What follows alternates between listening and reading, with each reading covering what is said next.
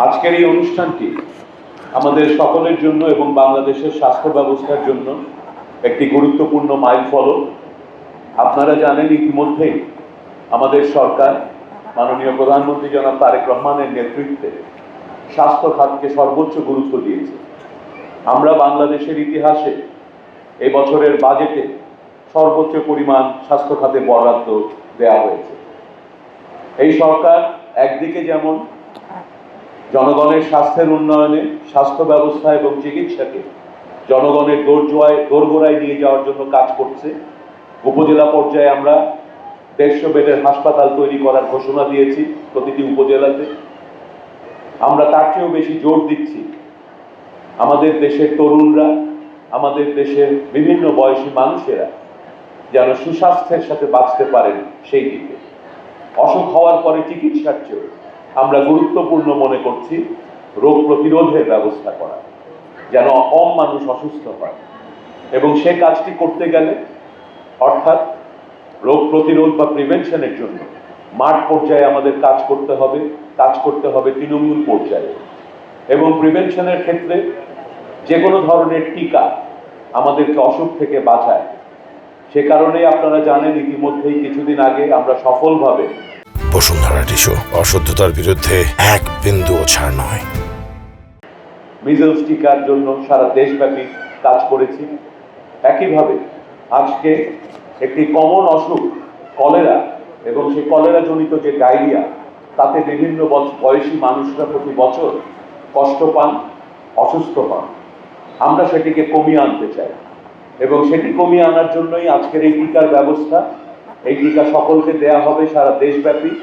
আপনাদের সকলের সহযোগিতায় কেবলমাত্র সম্ভব হবে, বিশেষ করে যে মানুষেরা গ্রামে থাকেন, হাসপাতাল এবং স্বাস্থ্য ব্যবস্থা থেকে দূরে থাকেন, দুর্গম অঞ্চলে থাকেন, চর অঞ্চলে থাকেন কিংবা পাহাড়ের দুর্গম জনপদে থাকেন।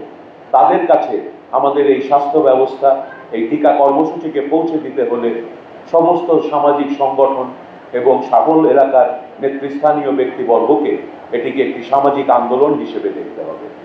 এবং এই টিকাগুলো যদি আমরা সঠিকভাবে বাস্তবায়ন করতে পারি, প্রতি বছর কোটি কোটি মানুষ যেই বিষয়ে আমরা টিকাগুলো দিচ্ছি সেই অসুখ থেকে যেমন মুক্ত থাকবে, আমাদের স্বাস্থ্য ব্যবস্থার উপরে, আমাদের হাসপাতালগুলোর উপরে চাপ অনেক দূর কমে আসবে। এবং সেক্ষেত্রে আজকে আপনি ঢাকার বড় বড় হাসপাতালে যে বাড়তি ভিড়টা দেখেন, আমাদের এই প্রতিরোধমূলক কর্মসূচিগুলো সফল হলে এবং উপজেলা এবং ইউনিয়ন পর্যায়ে স্বাস্থ্যসেবাকে জোরদার করা গেলে বড় বড় হাসপাতালগুলোতে যে ভিড়টা আপনি দেখছেন, আমরা বিশ্বাস করি সেই ভিড়টা আমরা কমিয়ে ফেলতে পারবো। আর যারা সেখানে আসবেন তারাও আগের চেয়ে বেটার চিকিৎসা পাবেন। আমরা স্বাস্থ্য ব্যবস্থাকে এইভাবে দেখছি।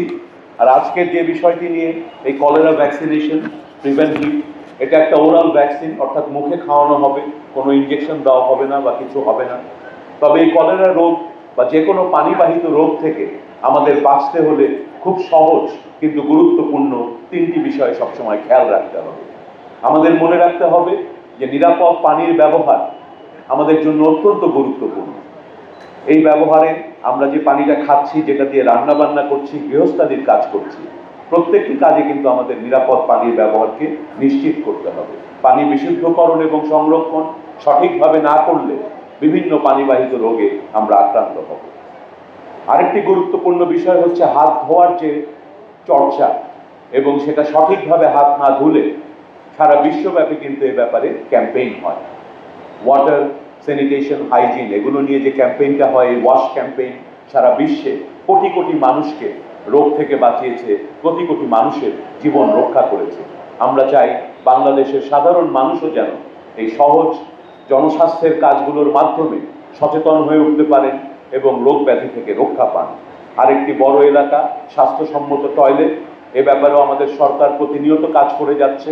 আমাদের বিভিন্ন ডিপার্টমেন্টের মাধ্যমে সারা দেশেই আমরা স্বাস্থ্যসম্মত টয়লেটের জন্য প্রচারণা এবং সেগুলোর ব্যবস্থা করে থাকি।